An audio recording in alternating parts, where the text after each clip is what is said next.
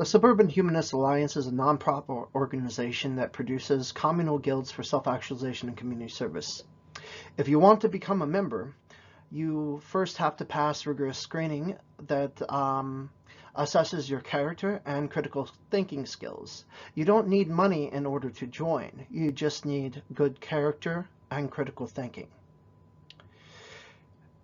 In order to retain your residency, you need to complete 48 hours of community service per month.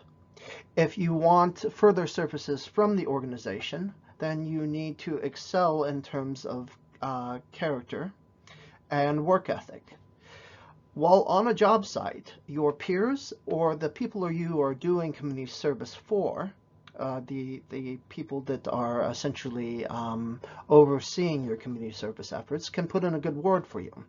Now, these good words that are put in for you lead to a merit system. You're awarded so many points for so much and whatnot, and based on these points, you can get assistance and self-improvement goals. You want to learn martial arts.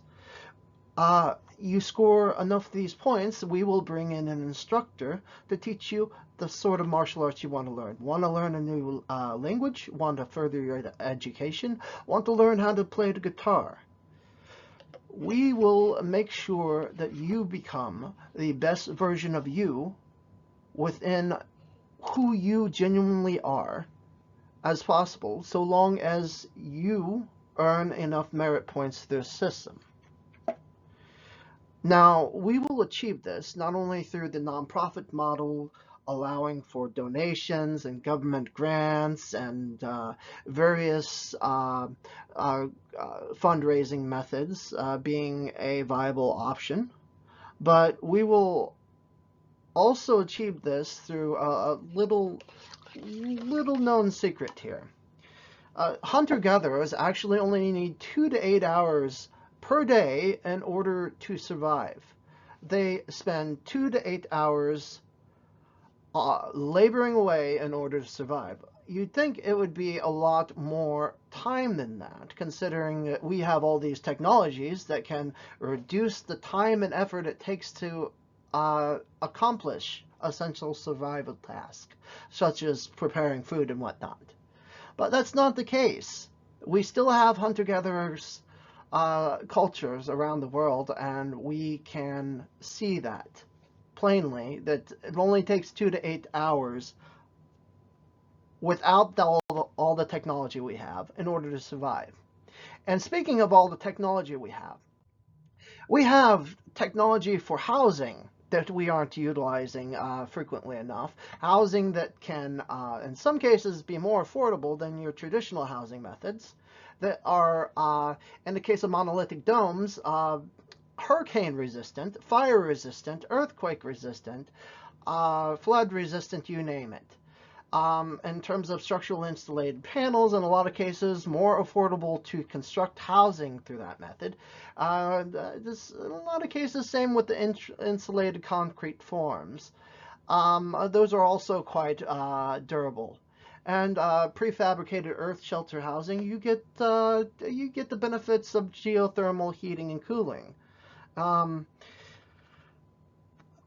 We have more technology to work with than we are actually working with, because what happens is people get accustomed to profiting off of certain norms, and so it just sticks around. Society takes on a mind of its own, and that becomes part of the mind. We can do better in terms of technology. We have ways to farm food year-round. Through aquaponics, through burying a system underground so it has regulated temperature all year round, and keep it away from insects while we're at it. So not even needing to spray everything in pesticides. We have ways to produce energy on site We have ways to automate various processes that don't require human labor. Sure, we'll require technicians and engineers, but um, various people for working? No. Now, thing is, we build the structure on Maslow's hierarchy of human needs. We provide for the physiological needs, the safety needs, the love and belonging needs, the belongingness and love needs, those come naturally. The esteem needs, those will come naturally. Now, I mean, of course, when you're doing community service, it not only helps character development, but it helps those things. It helps your esteem needs, your belongingness and love needs, so it's actually part of the equation, an important part. Not to mention, diplomatically speaking, excellent for city, relations with the city council and whatnot. Now, and then we have the hobbies and that kind of thing. Furthering education, yeah, we'll help with that. We can do better in terms of society and culture. Now, building a culture from scratch, that's one of the things we're going to do. We're going to examine cultures from around the world and piece together the best, and we're going to pay respectful tribute to all of that and bring it together in one place. We're going to weaponize transparency, make docu-series for streaming services, and that's how we're going to, that's one of the ways we're going to market this, to spread awareness on it, is through docu-series and streaming services. When we complete something for when we complete an ambitious community service task or whatnot, we will draw in attention from news reporters. We will get further marketing from that. Why pay for it if you can get it for free by simply achieving?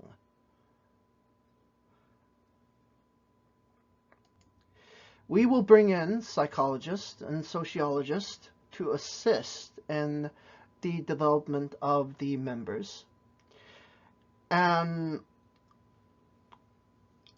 we will produce an app that will allow the city to post community service requests and allow caseworkers to help, say, elderly couples and whatnot, put in requests there for labor too. If an elderly couple has a complaint from the city that say a wild dog tore open the trash bags in their trash can after knocking it down and made a mess all over the place, their health isn't sufficient for cleaning that up. Let's say that's the case. Put in a request with us. We will send people over. We will get it done. Making community service into a resource for survival. That is the vision.